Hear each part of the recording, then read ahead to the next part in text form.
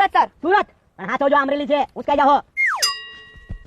મારો ડામર વાળો કિસ્સો જોતો કાંતિલાલ આને, વેરી ફની. સાહેબ કેસ સોલ્વ કરવા ગયા હતા, ત્યાં જઈને 9 કિલો ધક તો ડામર પડી ગયો સાહેબની માથે. ને માથે ભાવથી સમજો.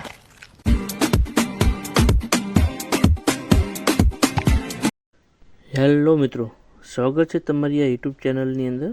તો મિત્રો, આપણે આજ વાત કરવાની છે ખજૂરભાઈ અને કીર્તિ પટેલ વિશે.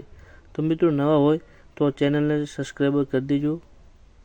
તો આવા ને આવા વિડીયો તમને અમારા મળતા રહેશે.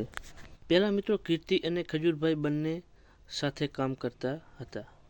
તો ગમે સમયોના કારણે અત્યારે અલગ થઈ ગયા છે અને સોશિયલ મીડિયાની અંદર અવારનવાર મુદ્દા લઈને કીર્તિબેન ફરી રહ્યા છે.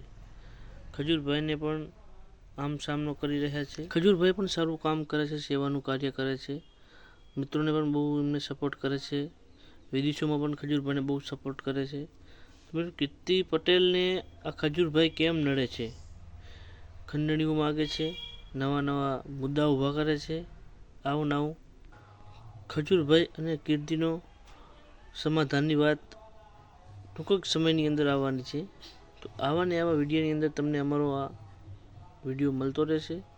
આવો નવો વિડીયો જોવો હોય તો મિત્રો અમારી ચેનલને સપોર્ટ કરજો અને જેટલો બને એટલો વિડીયો શેર કરજો. ખજૂરભાઈ અને કીર્તિ પટેલના સમાધાન ટૂંક જ સમયની અંદર થઈ જવાના છે. હાલની અંદર કીર્તિ પટેલ કુંભના મેળાની અંદર ગયેલા છે, એટલે કોઈ સમાધાનનો કોન્ટેક્ટ નહીં. ટૂંક જ સમયની અંદર સમાધાન થશે એટલે તમને અમારો નવો વિડીયો મળશે.